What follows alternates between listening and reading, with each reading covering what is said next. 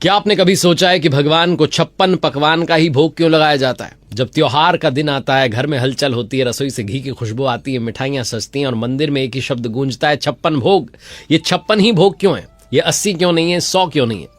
इस सवाल का जवाब सिर्फ परंपरा में नहीं बल्कि भगवान श्री कृष्ण और उनके भक्तों के बीच के प्रेम में छुपा है। आप देख रहे हैं श्री कृष्ण कथाएं। मैं हूं आरजे कार्तिक। कथा में ले जाती है ब्रजभूमि में, जहां गायें हैं, गोपियां हैं और एक नटखट बालक कान्हा जी हैं। एक दिन ब्रजवासी इंद्रदेव की पूजा की तैयारी कर रहे थे, तभी बाल कृष्ण जो है वो पूछ लेते हैं माँ यशोदा से कि माँ, ये पूजा क्यों करते हैं? माता जी कहते हैं कि इंद्रदेव प्रसन्न होंगे तो वर्षा होगी, खेती फलेगी। कान्हा जी मुस्कुराते हैं और कहते हैं माँ, बारिश तो गोवर्धन पर्वत और प्रकृति से होती है, तो क्यों ना हम गोवर्धन जी की पूजा करें। ब्रजवासी कान्हा जी की बात मान लेते हैं, लेकिन ये बात जब इंद्रदेव को पता चलती है तो उन्हें गुस्सा आ जाता है। आकाश से मूसलाधार बारिश होने लगती है, पूरा ब्रजमंडल डूबने लगता है, तभी चमत्कार होता है। कान्हा जी अपनी छोटी सी उंगली पर पूरा गोवर्धन पर्वत उठा लेते हैं। सभी ब्रजवासी पशु पक्षी और बच्चे गोवर्धन जी के नीचे जो है पर्वत के नीचे आकर सुरक्षित हो जाते हैं। ये चमत्कार 1 या 2 दिन नहीं बल्कि 7 दिन तक चलता है। 7 दिन 7 रातें। इन 7 दिनों में भगवान जी ने कुछ भी नहीं खाया। अब जरा जो है रुक करके सोचिए कि बालक कृष्ण जो दिन में 8 बार भोजन करते थे, हर पहर माता जी उन्हें कुछ न कुछ खिलाती थी। 8 पहर और 7 दिन, 8 गुणा 7 बराबर होता है 56। जब 7वें दिन इंद्र का अभिमान टूटता है, वर्षा रुकती है, तब भगवान श्री कृष्ण गोवर्धन जी को नीचे रखते हैं। ब्रजवासियों की आंखें भर आती हैं। मां का हृदय व्याकुल हो जाता है कि मेरा लाला 7 दिन तक भूखा था। उस दिन ब्रज की हर रसोई में जो है पकवान बनते हैं। अब सवाल आता है कि आखिर वो कौन से 56 भोग थे जो भगवान जी को अर्पित किए गए?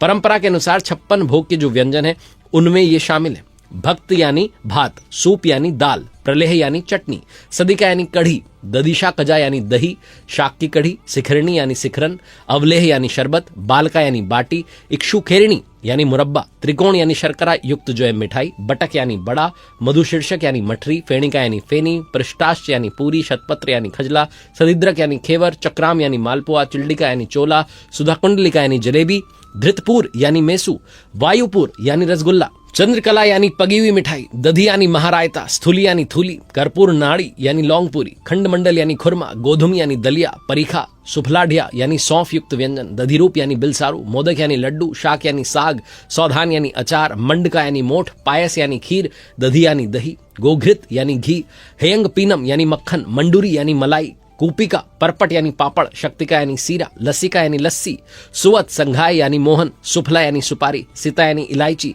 फल, तांबूल, मोहन भोग, लवण, कषाय, मधुर, तिक्त, कटु और अम्ल। ये सिर्फ व्यंजन नहीं थे बल्कि जीवन के हर स्वाद का भगवान को अर्पण था। ये सिर्फ भोजन नहीं था, ये माँ का प्रेम और भक्तों का समर्पण था। और यहीं से कहते हैं 56 भोग की परंपरा की शुरुआत मानी जाती है। लेकिन कथा यहाँ समाप्त नहीं होती है। एक और मान्यता है कि गौलोक में जो है भगवान श्री कृष्ण राधा जी के साथ एक दिव्य कमल पर विराजते हैं। उस कमल की 3 परतें होती हैं। पहली परत में 8 पंखुड़ियां, दूसरी में 16 और तीसरी में 32। 8, 16 और 32 को आप जब टोटल करेंगे तो संख्या होती है 56। हर पंखुड़ी पर एक सखी और बीच में भगवान जी, इसलिए कहा जाता है कि 56 भोग भगवान जी का उनके साथ जो है, उनकी सखियों के साथ जो प्रेम है उसका भी प्रतीक माना जाता है। एक तीसरी कथा भी प्रचलित है। जब गोपिकाओं ने भगवान श्री कृष्ण को पति रूप में पाने के लिए 1 महीने तक व्रत रखा, यमुना जी में स्नान किया, कात्यायनी माता की पूजा की, तब उनकी मनोकामना पूर्ण हुई और व्रत के उद्यापन के रूप में गोपिकाओं ने भगवान श्री कृष्ण को 56 भोग अर्पित किए। हमारे शास्त्रों के अनुसार 6 रस होते हैं: मीठा, नमकीन, खट्टा, तीखा, कड़वा और कसेला। इन 6 रसों के मेल से 56 प्रकार के स्वाद बनते हैं। इसका अर्थ है भगवान जी को हर स्वाद, जीवन का हर रंग अर्पित करना। इसीलिए 56 भोग सिर्फ एक नंबर नहीं है, ये याद दिलाता है कि भगवान अगर हमारे लिए भूखे रह सकते हैं लेकिन भक्त उन्हें भूखा नहीं देख सकता।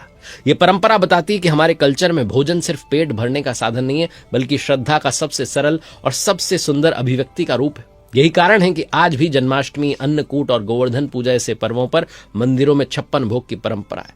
हर थाली में कहानी होती है और हर भोग ये कहता है कि अगर प्रेम सच्चा हो तो 56 भी कम पड़ जाते हैं। जय श्री कृष्ण। कान्हा जी की कृपा सभी भक्तों पर बनी रहे।